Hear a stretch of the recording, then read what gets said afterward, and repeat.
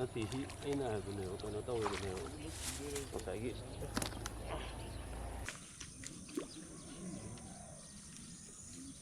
si si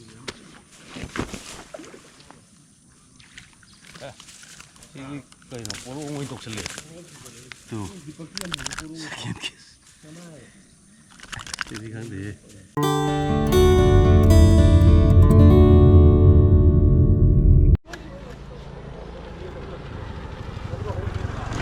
Hello guys, good morning. Welcome back to the Go Fish Manipuri channel. Ngasi jo am nungai program ama oini khanba ama dala hai.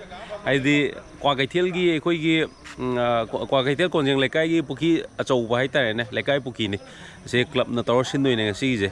Aidi haiba Pukhri je ngasi de na sahi aniung gi mamang da ai ju yorga amuk togre ado aina video jo thagachagi sigi Pukhri ji gi yamna thengna biramani ngasi jo sahi ani mukki matung da amuk ri amuk togdore aidi nga no wa thadaraga nga mayam lay na tai adi nga di khar kuppe ai jom tabda ado nga di am leiba adu ju naksune aduga Leikai gi club na sinba moi gi club gi fund drive oina sinbani na kai hai tare adu na mateng pang boina nga chaw pikpa ngasi soidna chopani club na organize tawni na ai khoi jo voluntarily mateng pang bai tare ne adu gi tap ta ko adu ai khoi chopmina da chinaw maning da loi le re yeng ase kamai taw no do adu noi taw di male asi jo Live club dagi da dinesh ong leirame mai am nei do nong ki ek farm du ne ma yaw yaw loi nei ni ade sarojes ka leire sarojes nei gi ni wang da ha hello sir good morning yes sarojes ki dredi to be look hoy mi ne di ma je ben he wane koi job ma ngi hero ni ma je celebrity ni ये तई में आम ले रहा है interview लोग जगह ना सी बुकी जे कोई दो no comment ngarang kren je lubai mina po mera ba doctor Lenin कुमन मै थै पैसा न खमजिल लगे है फल एंगलर ai na nang gi pesa putho do ai pesa se den jaw de मैम सी ने ले जे मैम कोई मैम ओजी लॉटरी तो दई सेम सा ले रे दो लॉटरी हम थुन दौड़ने दो येंग जे पुकी जे काम फने फान दे pesa la thau ge ro gi pesa do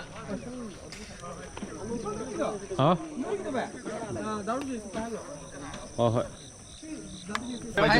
अमल और बा सार क्या तार गया 25 आई क्या तार नहीं गे asidagi siagi soli la ai ka tinda ra man आई 23 के ताई ना is no pring tari 25 लो 25 यार दारू जैसे बाइन तामिन है मैं हमारी की कनो तारे 23 20 के 3 दारू जैसे बाइन चार्जे lo मसाला क्या तार गया 9 9 lo di sponsor pring तार nang kya no 23 ताई ओए आ सो वांग he pa de ta मामा ता की दो mama da yam pha gi no आई जगह है कासिन ने तार हैं सीधे कासिन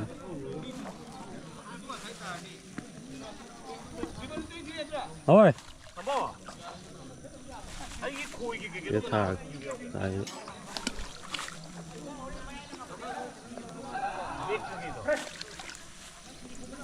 था गए तो सिंकुप था पर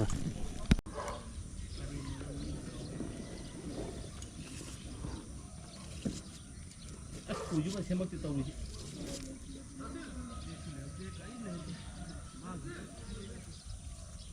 Angkat kita bengang, kita nak coba macam. Jadi tu ni jalan dulu. Ini mana bawa orang? Asing pun ringan, itu ringan, ngau. Jalan dulu cuma cepat macam. Oh ini mana cepat ini?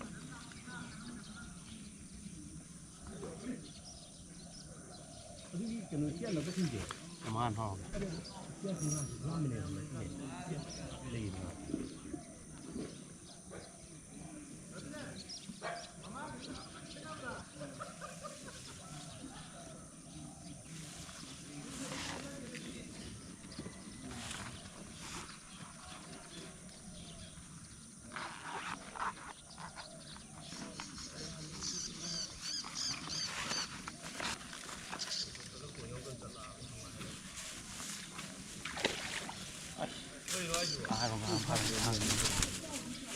ราชำจอกหรือใช่ไหม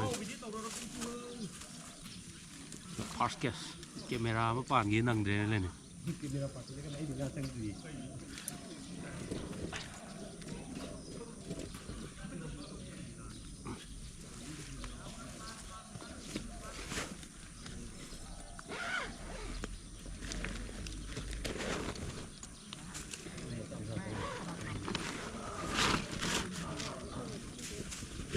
ยกคนฝักตาด้วยรักหน้ามันนี่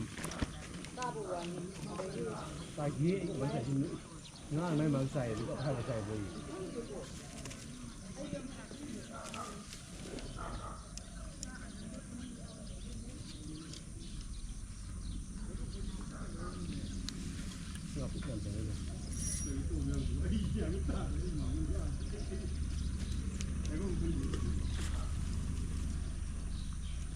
มาไฟก่อนสิสตีนจะป้องกันกันหน่อยน้อยยิ่ง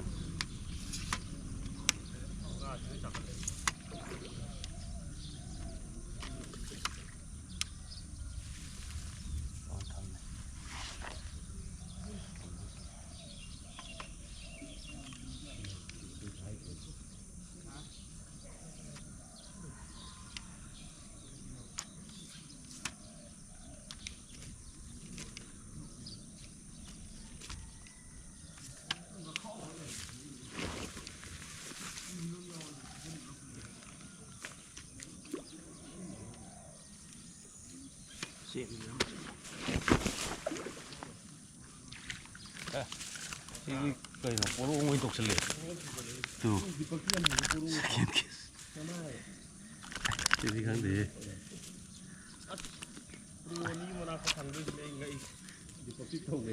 น้ำมันไปอะเดี๋ยวโปรโงยดิ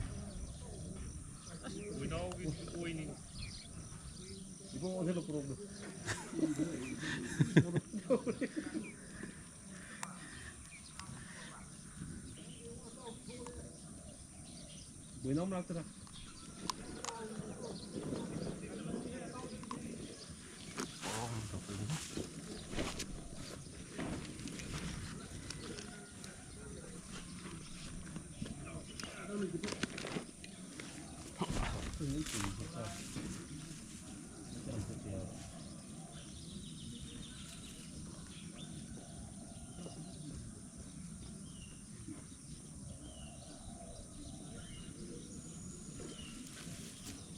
ลุยได้หรือเปล่า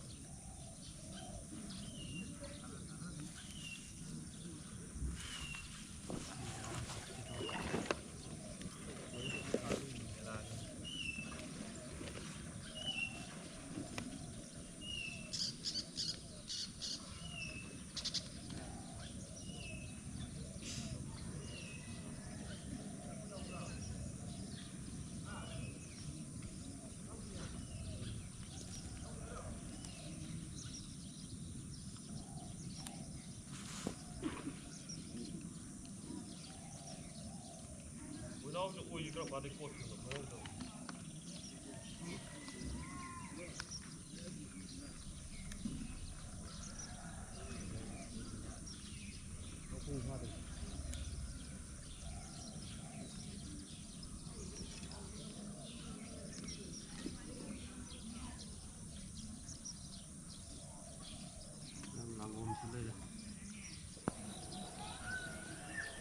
em đang ôm xin đây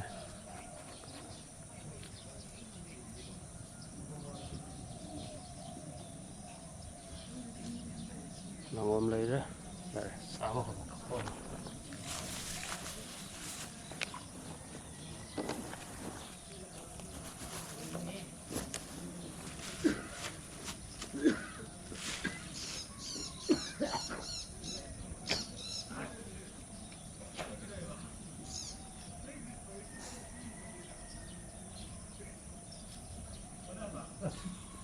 tàu bè khôi như vậy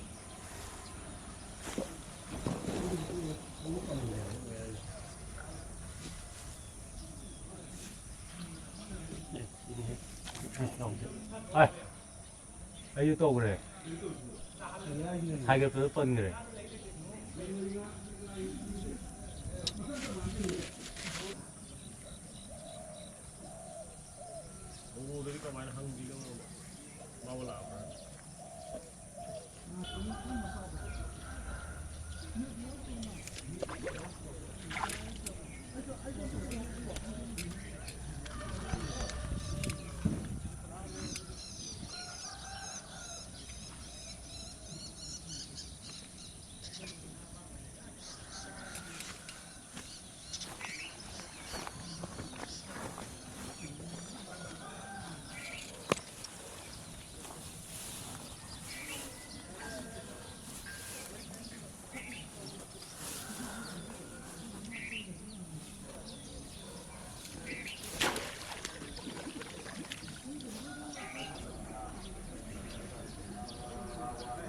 나와 너 부러운데 Ini apa dulu?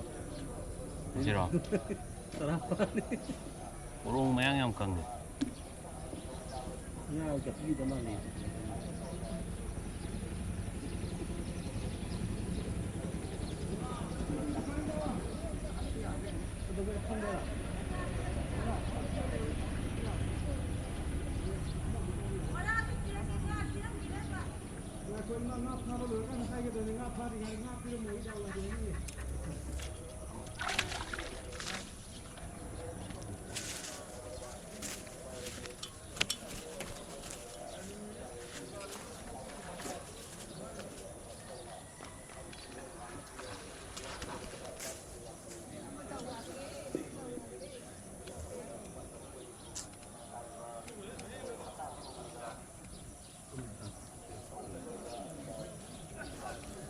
시 나오게 가만히 떠오는 시주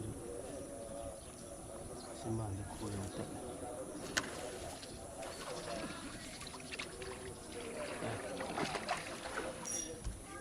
메시지 안 친구로 웰레션 해야 되는데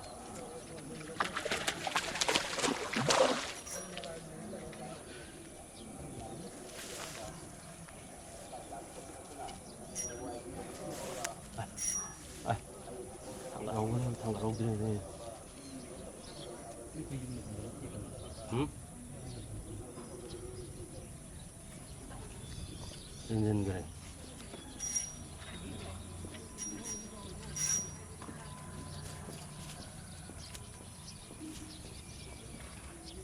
아, 됐더니고. 그래. Banyak tu. Mà thằng kia free về là bé đầm đồ. Tu mani rora. Đó đi vào. Ra xem một sai xem phải.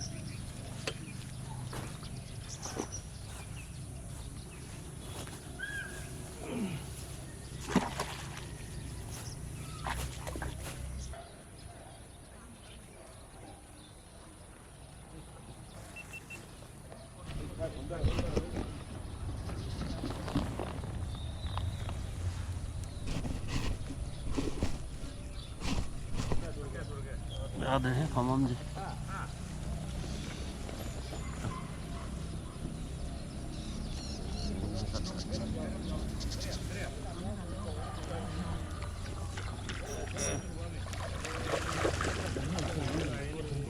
Nó tùy thế cái nào cũng được, nó to rồi nào. Cái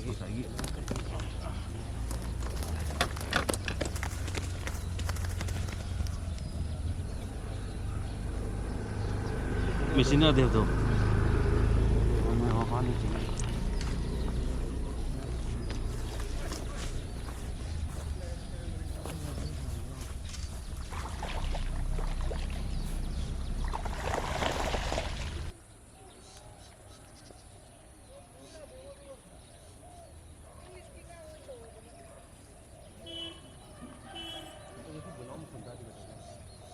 Taran.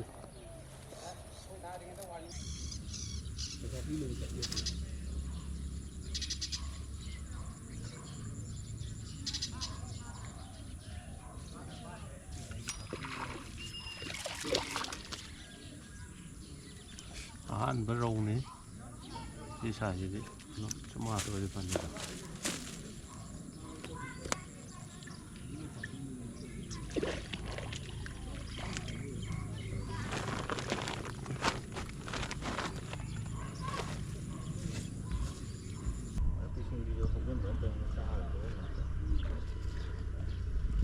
Poro mà chúng Sarah hề lầu ra này coi gì.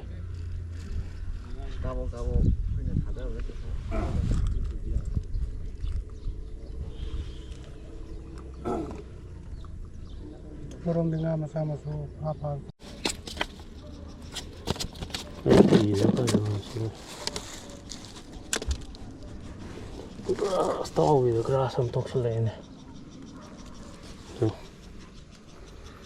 Grass I'm talking about stop with it.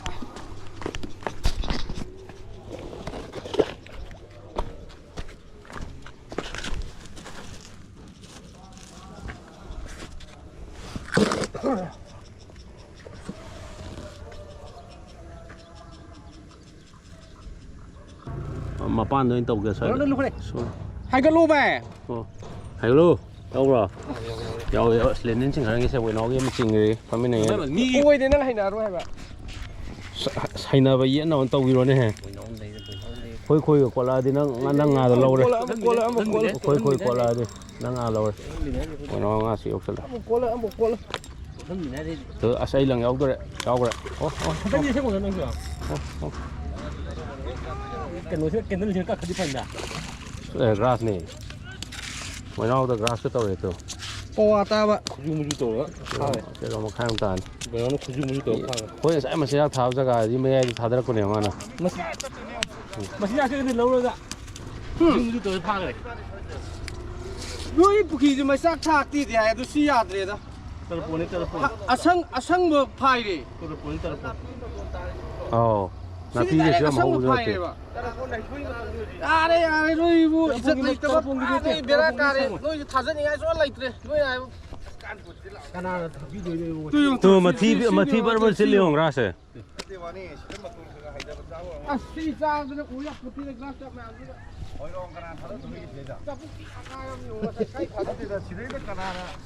다들 놀이기에 와봐. 내가 그 뒤에 가나 둘이 다들 놀이기에 와. 얌나. 안 넣고 독도 엄마다. 행위를 보세요. 우리 내일이 파네 이거. Kunjing Leikai 아이로 달래네. Kunjing Leikai Pukhri dagi buinong sin mela da. Sorry aina na tililin masana test to mela ni ko. Si mela sili maming si buinong lang thukina sin mela da. Lilin ni. No. So ai 거 사우디 저래 거. Lilin kumang riyang view. 와이쿠 파리바 와이쿠 캡처나 거기 야마 로제스. Bito cái gọi Phải. on sin Daro jeski madao ji one Pukhri dagi waiku bhagal le ne turian de na te mai madao ya li azan punjira. pare ado waiku je Adu hapa kana no waiku tani je oh ba mo bitok ro waiku tor makong ti do ba atak ko do. Ni asing video kita ni gitu. Nate plastic da hapa ko store ra. ki ra pi ge ro oh asmai di pura mori ko ki do dore ne Yo ki do. cookie le nen je hai de azan waiku je to mo ke ta san bi Lilin cái tia sudah ingat apa ni? Sekarang sang dia Ang ang na bitok kan ni waiku Lebaran ni tap pasang ada ni. Kasi lok selo ang dale ni na pi do pa na greng gem long to sa tho ro ayuk ki rak sak sa da phai very good thank Nó you gì mà nó tìm mày ăn plop gì? lên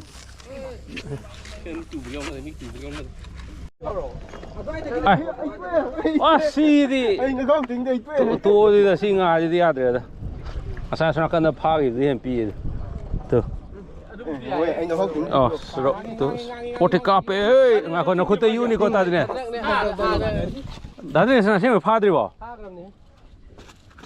khomak tre Lâu phát đi vậy. đâu pha de yare khoi sar din esta gift tore sis na kut kong thin ni ko da din esa lok thok chara jan si ma ro mo pha dri par thank you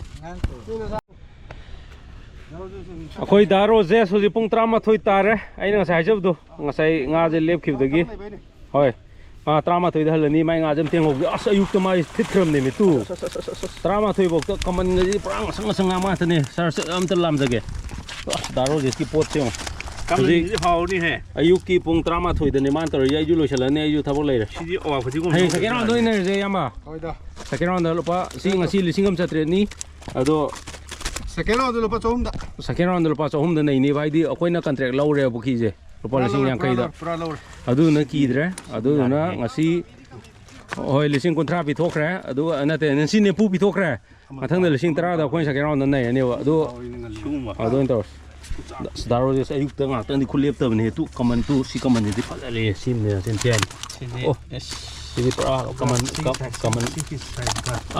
ama ta tra Ama tak itu na. Ama nak itu na. Si ani aja ni ba. Ele huido. Khoi saro deski sar fare adu di mathang gi yum jaga sam na tro Okay. adu thena ji ko Okay sir. adu ju trama thoi lo sang dam ne Okay tra. pa sa hum ni ne ya re bo Sidi pa sa hum na ne nalingai pung ani makai ani dai pham ho hai bani ne ko sai tha laga mai ngai yang se sin hai nga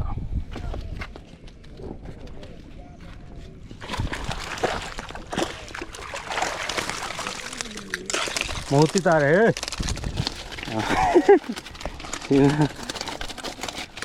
mayam sin ai nga oji pung taramat khoi daro sang ge taramat makai tare taramat makai dai julo salani pal singa ma satre kingan grass cup ro ke ga kha di phar puron nam jo rei di ari ma di phar